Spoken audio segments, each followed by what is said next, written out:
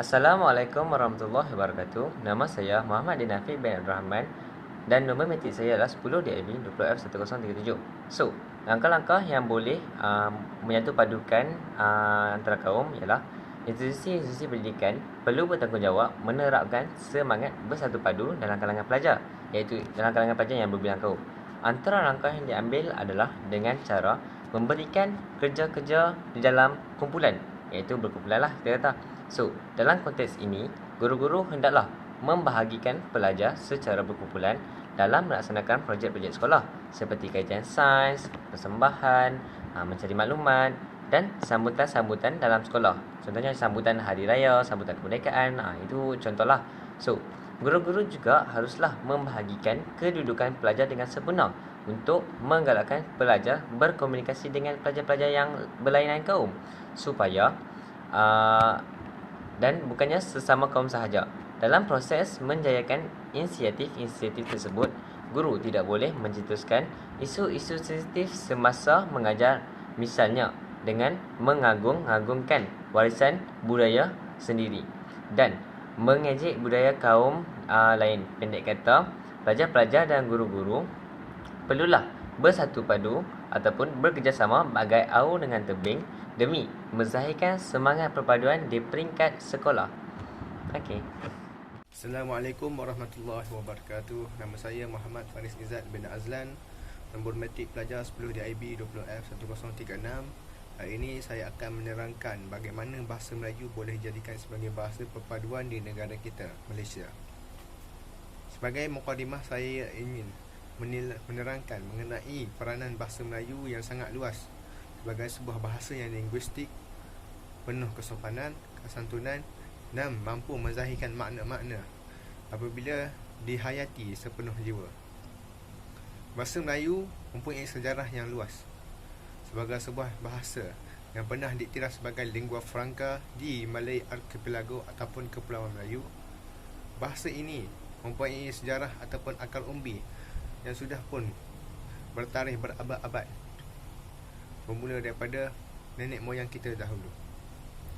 Bahasa Melayu mampu menjadi medium perpaduan di antara kita sebagai rakyat Malaysia yang berbilang kaum. Sebagai contohnya, bahasa Melayu boleh dijadikan medium perpaduan dengan langkah-langkah yang kecil, seperti kerajaan negeri mewajibkan agar papan tanda dan nama-nama kedai ataupun bangunan, terutamanya wisma kerajaan, untuk mempunyai tulisan Jawi yang mempunyai maksud yang sama dengan nama di dalam bahasa Rumi. Walaupun nampak kecil dan seakan tidak signifikan, akan tetapi pemartabatan bahasa Jawi sebagai salah satu aspek bahasa Melayu mempunyai nilai metafora yang tersendiri, kerana bahasa Jawi mempunyai sejarah yang panjang dalam bahasa Melayu sendiri. Bahasa Melayu diiktiraf sebagai bahasa penghubung di antara rakyat tempatan di sini. Walaupun tidak sepenuhnya menggunakan bahasa Melayu secara standard ataupun bahasa Melayu kebangsaan, akan tetapi komuniti Cina dan India di sini mampu fasih untuk berbahasa Melayu dialek Kelantan, kerana perkara tersebut dianggap suatu kemestian untuk diamalkan di negeri ini, sekaligus memudahkan komunikasi antara orang Melayu Kelantan dengan kaum Cina Kelantan dan India Kelantan. Malahan tidaklah pelik untuk kami orang Kelantan untuk saling berdialog sesama kami walaupun berbeza bangsa dengan dialek tersendiri. Malahan sesetengah orang Cina Kelantan dan juga India Kelantan mempunyai dialek bahasa Melayu Kelantan yang sangat pekat, sehingga mengejutkan orang Melayu Kelantan sendiri. Itu menunjukkan bahawa asimilasi budaya dan bahasa Melayu ini, walaupun dalam cara dialek, mampu menjadi asbab perpaduan di antara kaum. Saya yakin perkara ini juga berlaku di negara-negara lain yang mempunyai dialek, terutamanya di Kedah, Perlis, Pulau Pinang, Perak, Terengganu amnya. Di sini penggunaan dialek adalah kuat dan sekaligus menunjukkan bahawa bahasa Melayu itu adalah universal dan versatile, mudah untuk difahami dan mudah untuk digunakan. Selain itu, bahasa Melayu sebagai bahasa perpaduan boleh juga diaplikasikan dengan menjadikan bahasa Melayu sebagai medium komunikasi utama di tempat-tempat pengajian tinggi. Sekian, terima kasih. Assalamualaikum warahmatullahi wabarakatuh. Saya Muhammad Zarkashi bin Muhammad Zamri, nombor metrik 10 DIB 20F1005. Okey, insya-Allah sebagai langkah pertama untuk yang boleh menyatu padukan sebuah kaum ialah membentuk sebuah kaum. Rakyat haruslah bergaul dan memupuk persefahaman antara kaum. Dalam keadaan tersebut, ibu bapa perlulah menerapkan nilai-nilai perpaduan dalam diri anak-anak mereka sejak kecil lagi. Persis kata mutiara, melentur buluh biarlah dari rebungnya. Mereka digalakkan berkomunikasi dengan jiran yang berlainan bangsa dan membawa anak-anak mengunjungi rumah jiran semasa hari lebaran.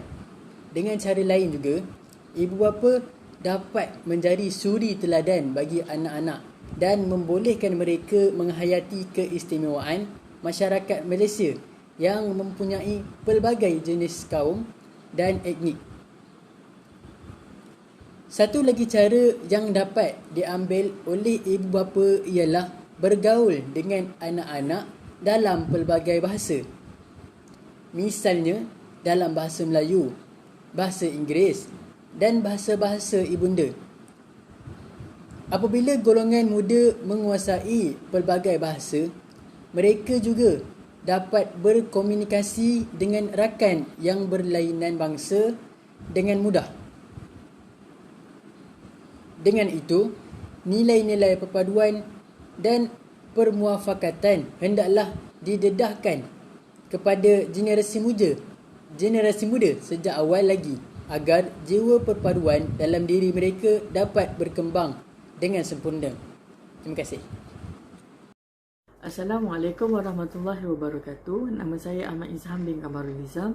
Nombor matrik saya 10 DIB 20F1009. Hari ini kami akan terangkan ataupun bincangkan tajuk perpaduan Malaysia. Seperti yang kita tahu, Malaysia mempunyai pelbagai etnik, bangsa dan juga budaya. Jadi dengan wujudnya pelbagai variasi budaya, etnik dan juga budaya ini, akan terbentuklah juga pelbagai pencanggahan pemikiran, pelbagai pencanggahan dari segi pemikiran, cara kehidupan dan juga pendapat. Oleh itu, kami akan bincangkan tentang beberapa langkah yang kita boleh lakukan untuk menyatupadukan kaum-kaum yang terdapat di Malaysia ini. Jadi pada pendapat saya, kita boleh menyatupadukan rakyat-rakyat di Malaysia ini dengan cara hiburan. Macam kita tahu, hiburan ni adalah salah satu perkara yang sangat diminati oleh semua orang. Jadi kita boleh menyatupadukan dengan hiburan ni dengan cara contohnya, saya boleh berikan contoh. Contohnya ada seorang penyanyi yang berbangsa India contohnya, dan dia menyanyi menggunakan bahasa Melayu dan menarik perhatian para rakyat Malaysia, ataupun kita boleh khususkan di sini rakyat ataupun bangsa Melayu, yang mana ini akan membuka mata orang-orang Melayu, yang mana orang-orang India juga boleh menyanyikan lagu Melayu dengan baik, dan juga dia membawa satu image India yang sangat baik. Bukannya dia membawa image India yang suka, orang kata orang India ni memang suka bergaduh, orang India memang suka jadi pengganas dan sebagainya. Tetapi ini akan mengubah persepsi masyarakat ataupun khususnya orang Melayu, malah orang Cina sendiri, yang mana orang India ni juga mereka mempunyai satu sifat yang baik yang boleh dicontohi, ataupun kita boleh jadi sebagai orang kata role model kepada mereka yang orang kata pengikut orang Melayu ni. Bagaimanakah bahasa Melayu boleh menyatupadukan sesama kaum? Selain itu, fungsi bahasa Melayu sebagai bahasa perpaduan merupakan senjata paling ampuh dalam merealisasikan konsep satu Malaysia. Perpaduan dapat ditafsirkan sebagai satu proses yang menyatupadukan rakyat dan seluruh masyarakat dan negara, supaya setiap anggota masyarakat dapat membentuk satu identiti dan nilai bersama, serta perasaan cinta dan bangga akan tanah air. Dalam Kamus Dewan pada tahun 1994, ia mendefinisikan perpaduan sebagai penggabungan, pelaburan, penyesuaian, kecocokan dan perihal berpadu, iaitu bergabung menjadi satu, sepakat dan sebagainya. Oleh itu, dapatlah diertikan bahawa bahasa Melayu sebagai bahasa perpaduan ialah bahasa yang menjadi lambang penyatuan suara yang digunakan sebagai alat perhubungan di dalam lingkungan satu kelompok manusia yang berfungsi sebagai alat menyatupadukan rakyat yang berbilang kaum dalam sebuah negara. Itu saja. Terima kasih. Assalamualaikum warahmatullahi wabarakatuh. Persoalan bagaimana bahasa Melayu dapat menyatupadukan kaum.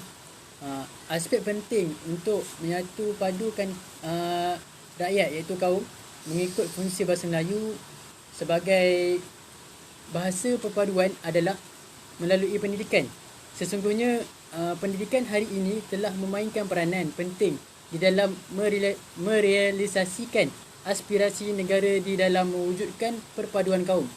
Pendidikan hari ini telah membuktikan bahawa negara berjaya mengimbangkan kewujudan integrasi nasional yang menjadi keamanan dan kesejahteraan negara. Perpaduan rakyat atau pembentukan satu negara bangsa dapat dicapai melalui sistem pendidikan. Oleh itu, perpaduan rakyat dapat dicapai sekiranya guru menerapkan nilai-nilai murni seperti saling menghormati antara satu sama lain. Tidak mengira bangsa atau agama. Terima kasih. Okey, seterusnya, bagaimanakah bahasa Melayu boleh dijadikan bahasa perpaduan antara kaum?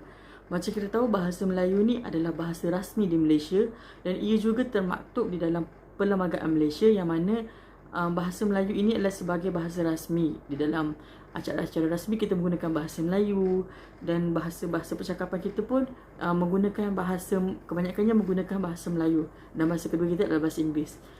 Walau bagaimanapun, bagaimanakah bahasa Melayu itu sendiri boleh menyatupadukan rakyat di Malaysia?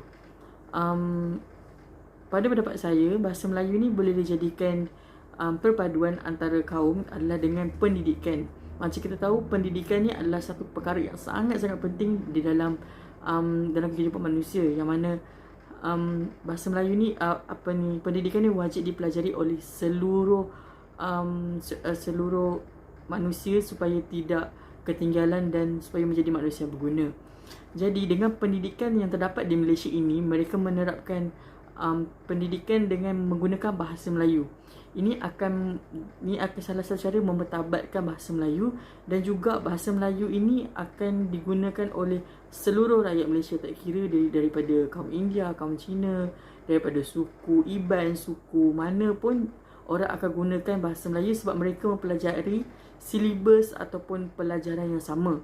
Assalamualaikum warahmatullahi wabarakatuh. Nama saya Muhammad Faris Izzat bin Azlan, nombor matrik pelajar 10 DIB 20F1036. Hari ini saya akan menerangkan bagaimana bahasa Melayu boleh dijadikan sebagai bahasa perpaduan di negara kita, Malaysia. Sebagai mukadimah, saya ingin menerangkan mengenai peranan bahasa Melayu yang sangat luas sebagai sebuah bahasa yang linguistik, penuh kesopanan, kesantunan dan mampu menzahirkan makna-makna apabila dihayati sepenuh jiwa. Bahasa Melayu mempunyai sejarah yang luas sebagai sebuah bahasa yang pernah dikira sebagai lingua franca di Malay Archipelago ataupun Kepulauan Melayu. Bahasa ini mempunyai sejarah ataupun akar umbi yang sudah pun bertarikh berabad-abad, bermula daripada nenek moyang kita dahulu. Bahasa Melayu mampu menjadi medium perpaduan di antara kita sebagai rakyat Malaysia yang berbilang kaum.